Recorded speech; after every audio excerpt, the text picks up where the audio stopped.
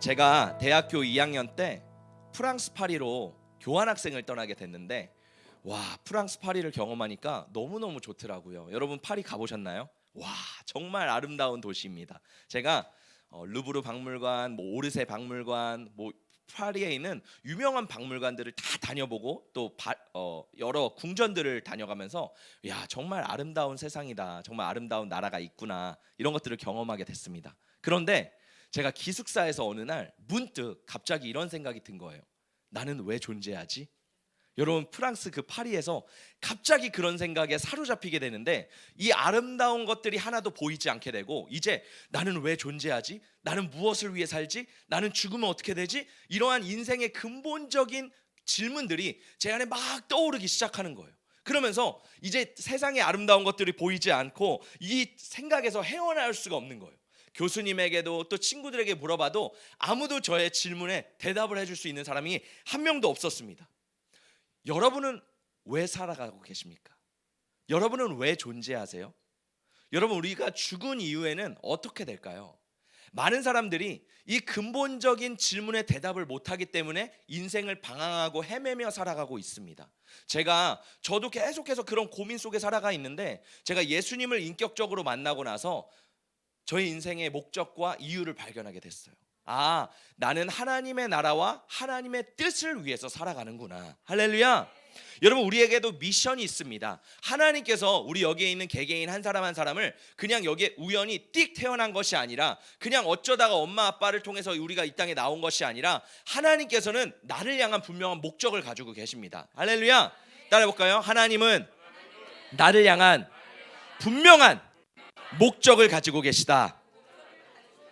그래서 우리의 삶 가운데 하나님의 미션이 주어진 거예요. 할렐루야. 우리는 그냥 먹고 자고 똥 싸고 여기서 끝나는 인생이 아니라, 더 위대한 하늘의 꿈을 품고 하나님의 나라를 꿈꾸는 그 위대한 미션이 우리 가운데 부어진 줄 믿습니다. 그래서 우리의 시민권은 어디에 있어요? 이 땅이 아니라 하늘에 있습니다. 할렐루야. 우리 따라 보겠습니다. 나의 시민권은 하늘에 있다. 할렐루야. 여러분, 인생에서 속도보다 중요한 것은 방향이에요. 내가 아무리 빨리 달려간다고 한들 나의 방향이 잘못되면요, 이 현실에서는 되돌이킬 수가 없습니다. 되돌이킨다 한들 시간이 굉장히 많이 소요돼요. 그래서 인생에서 가장 중요한 건 뭐예요? 인생의 방향입니다. 할렐루야.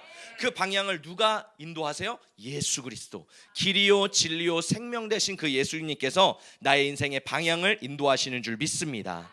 우리 함께 말씀을 큰 소리로 읽어보겠습니다. 시작. 또 이르시되 이같이 그리스도가 고난을 받고 제3일에 죽은 자 가운데서 살아날 것과 또 그의 이름으로 죄사함을 받게 하는 회개가 예루살렘에서 시작하여 모든 족속에게 전파될 것이 기록되었으니 너희는 이 모든 일의 증인이라. 아멘. 여러분, 예수님의 제자들도요, 예수님을 3년 반 동안 따라다니다가 이제 예수님이 십자가에서 죽으시자 인생의 방향과 목적을 잃어버렸습니다. 다 예수님을 따라가다 그 예수님이 없으시니까, 안 계시니까 다 집에 들어가서 두려워 떨고 있는 거예요. 그때 예수님께서 제자들에게 나타나셔서 손과 발을 보여주십니다. 그리고 내가 부활했어, 내가 살아났어, 내가 이제는 너희들에게 사명과 미션을 줄게 라고 하면서 예수님이 하시는 말씀이 이 장면이에요. 자, 여기서 예수님께서 이 두 가지 말씀을 예언하시는데, 첫 번째는 무엇이냐면 그리스도가 고난을 받고 3일 만에 부활할 것이다. 할렐루야. 이 예언의 말씀은 이미 예수님께서 죽으시고 부활하시고 성취가 되었습니다. 이 성취가 된 말씀을 예수님이 제자들에게 말씀하셨고, 이 두 번째 말씀은 무엇이냐면 예수의 이름으로 죄사함을 받게 하는 회개가 예루살렘에서 시작하여 모든 족속에게 전파될 것이다. 할렐루야. 예수님께서 이 예언을 해주셨는데요, 이 예언은 아직 성취가 되지 않았습니다. 지금도 이 예언이 이루어지고 있습니다. 할렐루야. 그래서 우리는 이 두 번째 미션, 예수님께서 그 예수님이 다시 이 땅에 재림하시기 전까지 모든 민족에게 복음을 전파하는 것이 우리의 미션인 줄 믿습니다. 여러분, 선교는요, 선택사항이 아닙니다. 많은 사람들은요, 선교를 선택사항이라고 생각해요. 아, 목사님, 언어가 되고 문화가 익숙하고 시간이 되고 돈이 있는 사람들이 선교를 하는 게 아닌가요? 라고 많은 사람들이 생각을 합니다. 목사님, 선교는요, 콜링을 받아야지 되는 거 아니에요? 맞습니다. 여러분, 구약시대에는요, 콜링을 받아야 됐어요. 구약시대를 보면 선지자, 제사장, 왕, 언제 하나님 앞에 쓰임 받습니까? 하나님 앞에 기름 부음 받은 사람만 쓰임 받아요. 하나님 앞에 내가 기름 부음 받지 않았는데 내가 제사장 노릇을 하면 하나님께 저주를 받습니다. 그것이 바로 구약의 패러다임이었어요. 그런데 이 신약에 와서는 이 패러다임이 완전히 바뀌게 됩니다. 이 신약에서는요, 하나님께서 우리를 뭐라 그러세요? 따라합니다. 왕 같은 제사장, 택하신 족속, 거룩한 나라. 하나님께서는요, 특별히 기름 부음 받은 사람만 아니라 우리 모두를 왕 같은 제사장으로 부르셨습니다. 할렐루야. 그래서요, 신약에서는요, 특별히 콜링이 필요 없어요. 생각해 보세요. 여러분, 예배 드리는데 콜링이 필요한가요? 아니요. 하나님께서 예수 그리스도의 십자가로 말미암아 이미 그 지성소와 성소를 가르는 휘장을 위에서 아래로 다 찢으셨습니다. 누구나 하나님 앞에 나아갈 수 있어요. 할렐루야. 그럼 전도하는데 콜링이 필요할까요? 아니요. 예수님 말씀하셨어요. 너희가 성령으로 거듭나면 내 증인이 되라. 그러면 성령으로 거듭났다면 누구나 다 전도하는 겁니다. 할렐루야. 그러면 선교도 마찬가지입니다. 콜링이 필요 없어요. 누구나 성령을 받고 거듭나고 예수 그리스도의 증인이 된 자는 예수 그리스도를 해외에 나가서 나의 그 바운더리를 넘어서 복음을 전하는 것을 우리는 선교라고 말합니다. 그래서 선교는요 선택사항이 아닙니다. 누구나 할 수 있는 것이 선교인 줄 믿습니다. 여러분, 하나님은요, 하나님의 구원의 역사를 이루기 위해 많은 사람들을 보내셨어요. 그리고 하나님은요, 그 사람들을요 보내시고 부르시고 파송하셨습니다. 자, 하나님의 백성들을 하나님은 보내셨는데, 하나님이 아브라함을 보내시면서 내가 너를 통해 복의 근원이 되게 할 것이다 라고 아브라함을 부르십니다. 아브라함이 고향과 친척과 아비집을 떠나 하나님의 보내심을 받아 가나안 땅으로, 내가 알지 못하는 땅으로 전진하며 그 땅을 차지하죠. 할렐루야. 자, 그 다음에 누가 있습니까? 요셉이 있습니다. 여러분, 요셉은요, 노예로 팔려가는 그 상황 가운데서도요, 하나님의 뜻을 발견하지 못했어요. 내가 왜 팔려가지? 나 분명히 하나님께서 꿈을 주셨는데, 아버지와 형들이 나에게 절하는 꿈을 내가 꿨는데 왜 나는 지금 노예로 애굽에 팔려가지? 아무런 영문도 모른 채 이 요셉은 노예로 팔려가는 거예요. 사람 구실도 못합니다. 그러한 상황 속에서 몇 년, 몇십 년 동안 감옥에 있고 또 노예로 있으면서 이 요셉은 자기의 비전을 발견하지 못해요. 그런데 하나님께서 그 요셉을 총리로 올리십니다. 그리고 그 요셉이요, 형들을 보게 돼요. 그 내가 그동안 원망했고 싫었고 짜증났고 이 형들을 진짜 분노했던 그 형들을 봤을 때 요셉이 하나님의 그 비전과 부르심과 사명을 깨닫게 돼요. 그러고 이렇게 고백합니다. 우리 함께 읽어보겠습니다. 시작. 하나님이 큰 구원으로 당신들의 생명을 보존하고 당신들의 후손을 세상에 두시려고 나를 당신들보다 먼저 보내셨나니. 아멘. 하나님께서 요셉을 부르셨어요. 왜? 요셉을 통해 그 이스라엘 지파가 살기 위해, 요셉을 통해 애굽이 살고 주변 국가들이 살기 위해서 하나님은 누구를 보내셨어요? 요셉을 부르셨습니다. 할렐루야. 또 그 다음엔 하나님께서는요, 이제 80세가 된 노인, 그 할아버지 모세를 떨기나무 앞에서 부르십니다. 그때 하나님께서 이렇게 말씀하시는데, 이제 하나님 말씀하십니다. 읽어보겠습니다. 시작. 이제 내가 너를 바로에게 보내어 너에게 내 백성 이스라엘 자손을 애굽에서 인도하여 내게 하리라. 아멘. 하나님께서 애굽 백성을 인도해 내시기 위해서 모세라는 사람을 선택하세요. 여러분, 하나님은요, 구원의 여정을 인도하시는데, 하나님의 나라의 역사, 히스토리라 그러죠. 하나님의 역사를 이루어 가시는데 하나님은 사람을 쓰십니다. 근데 이것이 여기서 끝나는 것이 아니라 신약에도 예수님께서 이렇게 말씀하십니다. 우리 중요한 말씀인데 함께 읽어보겠습니다. 시작. 하나님의 사랑이 우리에게 이렇게 나타나신 바 되었으니 하나님이 자기의 독생자를 세상에 보내심은 그로 말미암아 우리를 살리려 하심이라. 아멘. 하나님께서 예수 그리스도를 세상에 보내심은 뭐예요? 우리를 살리기 위해서. 하나님은 예수님을 이 땅에 보내신 거예요. 할렐루야. 예수님이 이 땅에 오셔서 누구를 살려요? 따라합니다. 나를 살리신다. 나를 살리신다. 나를 살리기 위해 예수님이 이 땅에 오셨습니다. 그런데 그 예수님이 십자가에서 못 박혀 죽자 모든 제자들이 두려워 떨어요. 걱정합니다. 염려합니다. 그때 예수님이 그 제자들 사이에 나타나셔서 뭐라 그래요? 평안이 있을지어다. 두려워하지 말아라. 내가 너와 세상 끝날까지 함께 할 것이다. 그 예수님께서 이런 약속을 하시면서 이러한 중요한 사명, 오늘 본문인데요, 이렇게 말씀하십니다. 우리 한 번 더 큰 소리로 읽어보겠습니다. 시작. 예수께서 또 이르시되 너희에게 평강이 있을지어다. 아버지께서 나를 보내신 것 같이 나도 너희를 보내노라. 예수님께서 말씀하세요. 아버지께서 나를 이 땅에 보내신 것 같이 나도 너희를 이 세상에 보낸다. 제자들뿐만 아니라 여러분, 우리가 성령을 받고 예수 그리스도를 믿은 모든 사람들은 예수 그리스도의 제자입니다. 따라할까요? 나는 예수 그리스도의 제자다. 내가 제자라면요, 하나님으로부터 보내심을 받은 자인 거예요. 그러면 우리는 뭐 해야 돼요? 하나님의 뜻을 이루어 드리는 거죠. 전도하고 선교하고 복음을 전파하는 것이 우리의 사명인 줄 믿습니다. 여러분, 아직도요, 2000년이 지난 지금도요, 전 세계 곳곳에서는요, 그 복음을 필요로 하는 사람들이 너무나도 많습니다.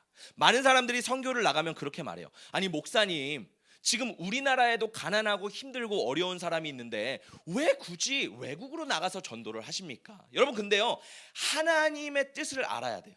이런 사람들은요, 하나님의 뜻을 아직 반밖에 모르는 사람들입니다. 물론 국내에서도 어려운 사람, 복음이 필요한 사람들이 필요해요. 그런데요, 예수님이 이 땅에 오실 때요, 예수님은요, 모든 사람이 복음을 들어야 된다고 말씀하지 않으셨어요. 모든 민족과 족속과 방언이라 그러셨어요.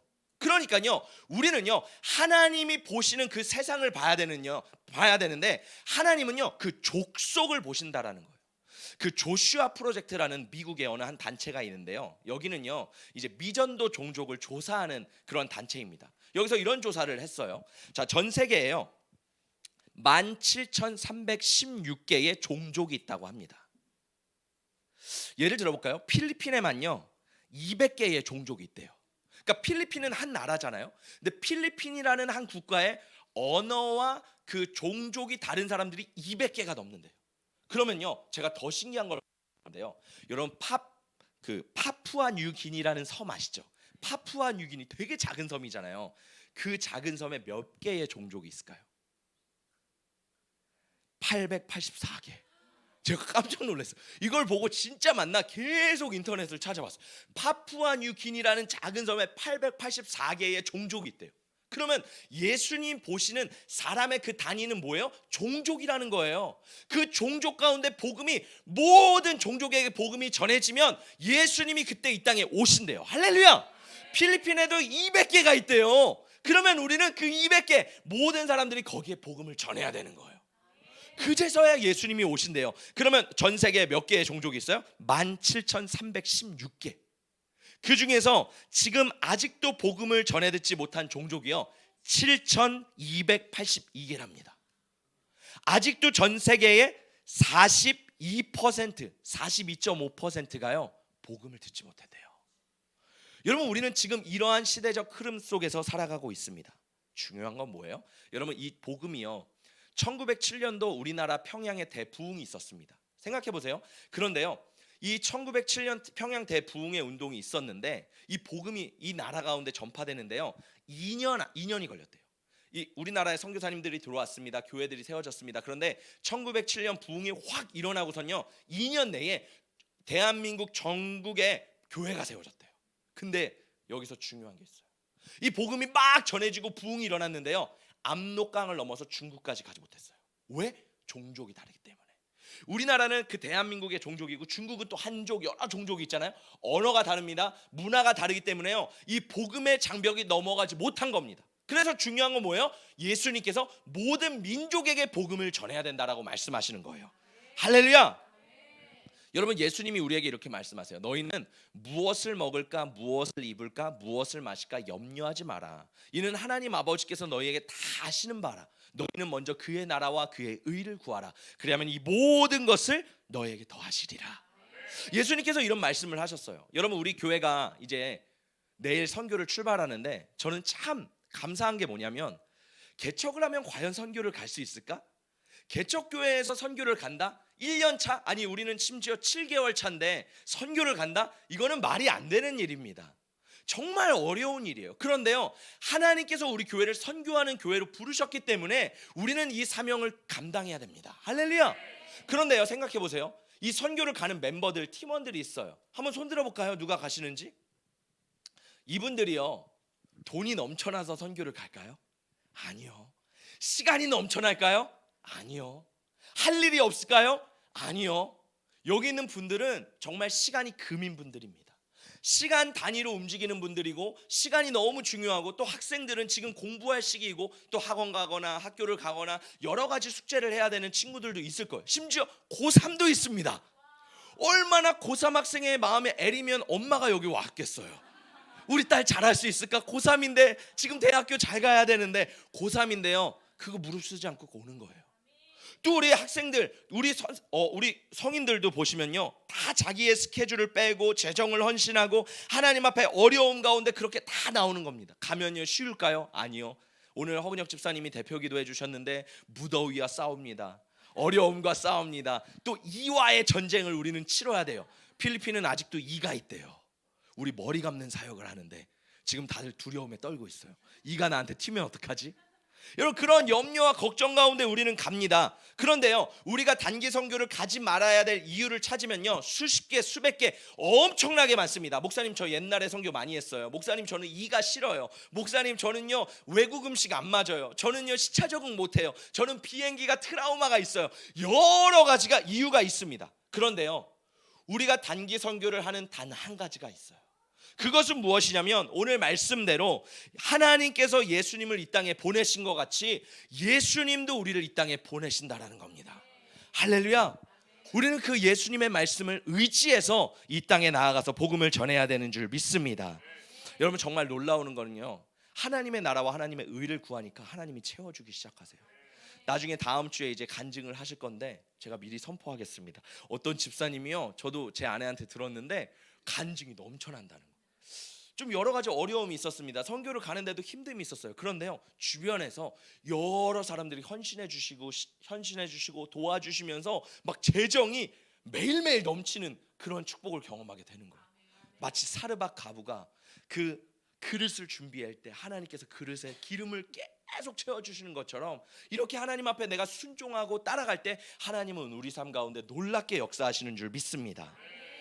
여러분, 선교는요 교회의 궁극적이고 최종적인 사명입니다. 교회 안에서는요 선교가 계속 일어나야 돼요.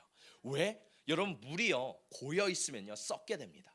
하나님의 은혜가 부어져요. 그런데 우리끼리만 좋아요, 우리끼리만 행복해요, 우리끼리 너무 좋아요, 이렇게 하면요 하나님의 은혜가 여기서 막혀버려요. 중요한 건요, 하나님의 은혜가 흐를 때 흘려 보내야 되는 거예요. 흘려 보낼 때 더 큰 은혜가 부어지게 됩니다. 할렐루야. 그래서 선교는 교회의 최종적인 사명, 우리가 끝까지 해야 되는 사명인 줄 믿습니다. 자, 여기서 중요한 게 뭐냐면요, 우리는요 선교 지향적으로 선교만 해야 된다고 생각해요. 그런데요 순서가 있어요.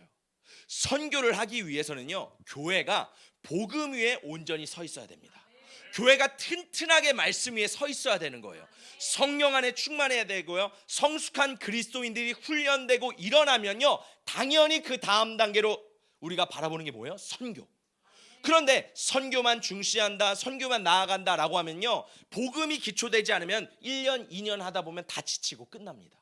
중요한 건 뭐예요? 복음의 기초, 말씀의 기초, 우리가 훈련되고 성장하고 성숙하면서 그때 저는 이제 예수 그리스도의 증인이 되고 싶습니다 라는 결론이 도출된다라는 것입니다. 그래서 중요한 건 뭐예요? 우리 교회가요 더 말씀 위에, 여기 안에 구원받는 영혼들이 더 날마다 늘어나기를 축복합니다. 또 우리가 복음 위에 세워지기를 축복합니다. 어렵지만 여러분, 우리가 영적인 싸움을 승리하여서 성장하고 성숙하여서 이제는 하나님 열방을 나에게 기업으로 주시옵소서, 열방을 유업으로 나에게 주시옵소서 라고 하나님께서 그 열방을 우리에게 허락하시는 줄 믿습니다. 제가 요르단에서요 학생 선교로 1년 동안 헌신을 했었는데 되게 참 감사한 경험이 있었어요. 저희가 열심히 선교를 하는데, 열심히 전도를 하는데 열매가 잘 맺혀지지 않는 거예요. 우리나라 사람들의 되게 중요한 특성 중에 하나는 열정입니다. 우리나라는요 그냥 선교의 헌신을 딱 받으면요 그냥 무조건 뛰쳐나가요. 그냥 주여 제가 죽겠습니다 하면서 외국에 뛰쳐나가요. 그런데요, 제가 참 감사하게 미국에 있는 한 교회 선교사님들과 연합하게 됐거든요. 이분들은 어떤 선교단체에서 파송된 게 아니라 미국의 한 교회에서 파송된 분들이세요. 근데 이 교회가 얼마나 대단하냐면 교인의 10분의 1을 선교사로 파송한다라는 목적을 가지고 있어요. 그러니까 우리 교회가 지금 예를 들어서 100명이라고 하면 10명을 선교사로 파송하는 거예요. 그러니까 엄청난 교회인 거예요. 근데 이 교회 안에서 훈련되고 성장된 그 선교사님들이 오셔서 저희에게 이제 미국인들은 잘하는 게 뭐냐면 전략을 잘 짭니다. 미국인들은요 조사를 잘하고 연구를 잘해요. 10년 넘게 요르단에 계시면서 요르단을 연구하고 전략을 짠 것들을 우리에게 나눠주시는 거예요. 엄청난 기회죠. 그렇게 요르단에 대해서 더 깊이 배우면서 저희가 그 다음 이후에 선교가 폭발적으로 더 일어났습니다. 근데 중요한 것은 뭐냐면요, 이 선교사님들이 파송받은 교회라는 거예요. 이 교회는요 그냥 당신 선교사로 헌신하세요 라고 해서 가는 게 아니에요. 복음에 집중하고 말씀에 집중하고 성령에 충만하고 사람들이 거듭나고 성장하고 훈련되면서 사람들이 자동적으로 자발적으로 저 선교에 헌신하겠습니다, 저 하나님의 나라를 위해 헌신하겠습니다 라고 하면서 그렇게 사람들이 막 일어나면서 전 세계 곳곳에 복음을 전하러 간다라는 거예요. 여러분 중요한 건 뭐예요? 우리 교회 안에 복음의 기초가 온전히 세워져야 될 줄 믿습니다. 아무리 교회 안에 성도가 수천 명, 수만 명의 성도들이 있지만 그 교회 안에 선교의 열매가 없다라고 한다면 그 교회는 다시 한번 점검해 봐야 돼요. 우리가 정말 말씀대로 세워져 가고 있나? 우리가 정말 말씀의 잣대에 우리에 비춰봤을 때 우리는 정말 하나님의 말씀대로 순종하며 나아가고 있는가? 이걸 다시 한번 점검해 봐야 됩니다. 여러분 우리 교회는요 이 복음을 점검하고 이 복음 위에 세워져서 하나님의 나라를 전해야 될 줄 믿습니다. 여러분 또 한 가지 중요한 건 무엇이냐면 선교는요 영원히 지속된다라는 게 아니에요. 선교는요 한정판입니다. 여러분 한정판 좋아하시죠? 리미티드 에디션. 우리가 차를 살 때도 리미티드 에디션을 좋아해요. 신발을 살 때도 리미티드 에디션을 좋아해요. 그리고 백을 살 때도 리미티드 에디션을 좋아해요. 왜? 남들이 갖지 못한 거를 나는 갖고 있으니까 뭔가 마음이 더 으쓱하는 게 있거든요. 저도 이 리미티드 에디션을 좋아하는데 제가 이것을 찾아보다가 어떤 여성분들이 우리 교회에 많을 것 같아서 이것을 준비했습니다. 에르메스 벌킨백 2 밀리언 달러. 여러분 이게 2012년도에 만들어졌다는 전 세계에 3개밖에 없는 버킨백입니다. 여러분 그냥 버킨백도 제가 들어보니까 에르메스 사기 어렵다고 하더라고요. 혹시 가지고 계신 분 계신가요? 있을 것 같은데 이 버킨백은요 그냥 기본과 달라요. 전 세계에 3개밖에 없어요. 그리고요 로지골드로 2,000개가 박혀 있다고 합니다. 야 지금 2012년도에 4억 정도 됐으면 지금은 리셀가로 더 올랐을 거예요. 엄청난 가방입니다. 자 만약에 제가 이 버킨백을 여기 가져왔어요. 야 이러면 안 되는데 우리 사모님이 벌써 이런 욕망이 강하면 안 되는데 이 버킨백을 제가 여기 딱 가져왔어요. 그리고 제가 말하겠습니다. 여러분 선착선으로 빨리 달려오는 분은 이 백을 가지세요. 그러면 벌써 앞에 다리가 벌써 움직이기 시작해요. 야 이거 난가? 벌써 나구나. 누구든지 뛰어나와서 저 뒤에 있는 분들도 막 뛰어나서 이거를 버킨백을 가지려고 할 겁니다. 그렇죠? 자 그러면 생각해 볼게요. 여러분 선교가 있습니다. 우리 함께 선교를 갑시다 라고 하면 어떻게 하시겠어요? 다들 이럴 거예요. 목사님 기도해 볼게요. 버킨백 갖는 데는 기도해 보지 않아요. 그냥 누구든지 원해요. 얘들아 조던 원하는데 누구 기도해 보고 하나님 저 조던 사도 될까요? 이런 기도해 보는 사람 있어? 아마 없을걸? 다 누구든지 원합니다. 그런데 선교 가장 고귀한 가치 한정판. 왜? 예수님이 재림하면요 선교는 이제 더 이상 하지 않아도 돼요. 더 이상 복음 전하는 일은 없습니다. 우리가 이 땅에 있을 때 예수님 오기 전에만 할 수 있는 게 선교라는 거예요. 할렐루야. 선교는 굉장히 리미티드 에디션이에요. 아무나 할 수 있는 게 아니에요. 여러분 근데 우리는 어떻게 해요? 주여 나 가는 게 맞습니까? 목사님 기도해 볼게요. 여러분 이게 아니에요. 선교는 뭐예요? 내가 달려들어야 되는 거예요. 왜? 하나님의 뜻은 이미 성경에 나와 있어요. 근데 우리는 그걸 재차 또 확인하는 거예요. 내 마음을 점검하는 거예요. 아니요. 하나님의 뜻은 이미 성경에 기록되어 있습니다. 할렐루야. 우리는 이거는 주저없이 쟁취하기 원해요. 그런데 하나님의 나라는요 늘 주저해요. 여러분 저는 우리 교회가 하나님의 나라를 침노하는 교회가 되기를 축복합니다. 따라합니다. 주여 천국을 침노하게 하여 주시옵소서. 침노하게 하여 주시옵소서. 당장 눈에 보이는 것, 만져지는 것, 내가 누릴 수 있는 것만 구하는 것이 아니라 정말 우리는 보이지 않는 하늘의 가치를 취하는 저와 여러분이 되시기를 예수님의 이름으로 축복합니다. 제가 영화 신들러 리스트, 그 영화 혹시 아세요, 여러분? 그 영화를 보면요, 이 주인공 오스카 신들러라는 사람이 나옵니다. 이 사람이 이제 독일인인데, 이 독일인이 자신의 재산을 다 팔아서 홀로코스트에 이제 잡혀 죽어가는 그 유대인들을 구하기 위해 그 유대인들을 한 명 한 명 사요. 그리고 자신의 공장에서 그 유대인들은 취직시키면서 그 유대인들을 구해냅니다. 이 신들러가 몇 명의 유대인들을 구했냐면 1100명을 구했대요. 생각해 보세요.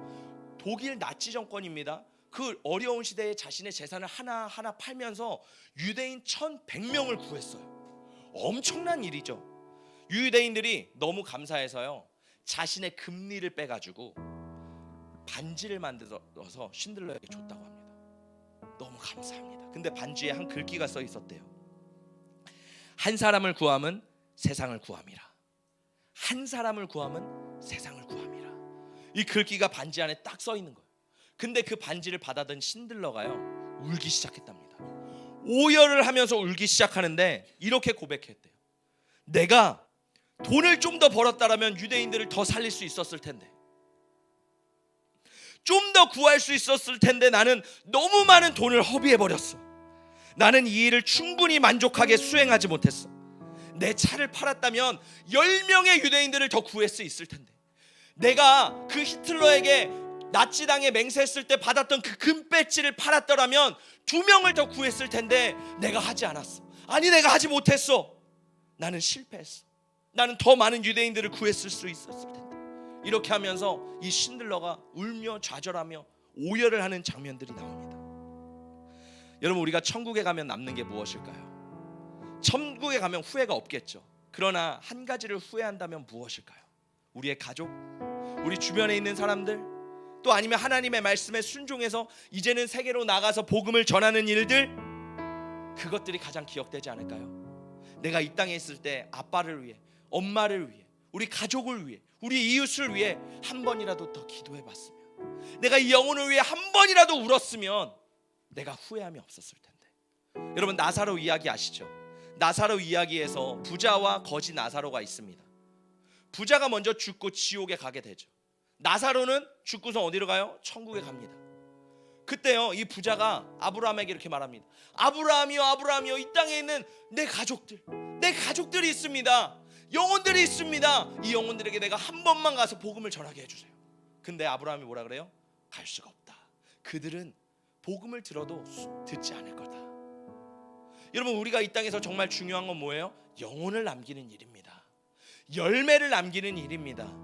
여러분, 우리가 이제 나의 복음이 섰고 내가 거듭난 그리스도인이라고 성숙한 그리스도인이라면 이제 나의 한계가 여기서 멈춰나는 것이 아니라 담장을 뛰어넘어 하나님의 시선에 여러분의 시선을 두시기를 예수님의 이름으로 축복합니다. 성경에서는요, 선교가 분명히 완성될 거라고 말씀하셨어요. 하나님의 시계는요, 지금도 똑딱똑딱똑딱 시간을 흐르고 있습니다. 언제까지? 예수 그리스도의 재림까지. 하나님의 역사는요, 시계가 흘러감과 동시에 계속 흐르고 있습니다. 진행되고 있어요. 지금도 어느 곳에서는 누군가가 복음을 계속 전하고 있을 거예요. 그러면서 한 종족, 한 민족, 한 방언, 한 언어가 주님 앞에 돌아오면서 주님 앞에 카운트가 되고 있을 거예요. 카운트다운이 시작되고 있습니다. 그런데 중요한 건 우리예요. 주여, 기도해 보겠습니다. 주여, 생각해 볼게요. 이게 아니라요, 주여, 나도 이 선교에 동참하겠습니다. 하나님의 나라의 역사, 그 히스토리에 동참해서 주님, 저도 히스토리 메이커가 되기를 원합니다. 할렐루야. 여러분, 어떤 사람은 선교를 가는 사람도 있을 거예요. 어떤 사람은 보내는 선교사도 있습니다. 여러분, 가서 내가 직접 복음을 전하는 것도 중요해요. 동시에 내가 한국에 남아있지만 이 팀을 위해서, 이 영혼들을 위해 기도하고 중보하는 것도 너무너무 중요한 사역입니다. 이 사역은요, 어느 하나 빼놓을 수 없어요. 내가 누군가가 복음을 전하면 누군가는 뒤에서 복음을 도와줘요. 기도로 도와줘야 되고 후원해줘야 되는 겁니다. 할렐루야. 저는 우리가 함께 연합하여 하나님의 그 나라를 이루어가는 깨우는 교회, 깨우는 성도들이 되시기를 예수님의 이름으로 축복합니다. 할렐루야.